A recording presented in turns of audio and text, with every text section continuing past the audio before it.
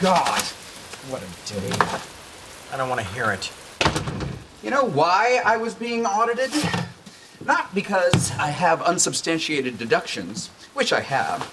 Not because I take the occasional cash payment from a client and forget to report it, which I do. It was because no one at the IRS could believe I was paying as much alimony as I claimed. It took me 3 hours to convince them that, yes, I am that big a schmuck. Oh, boo-hoo. You want a real fun time? Try finding an extra small Ben Franklin costume at 9 o'clock in the morning. Oh, right. The play. How was it? Buffo. A smash. Among the highlights were a 12-year-old Chinese George Washington with a powdered wig and a snot bubble.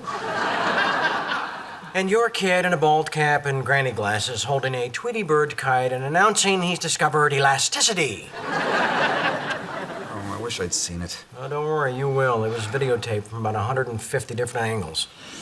I should tell him I'm sorry I wasn't there. Yeah, you should. Is he in his room?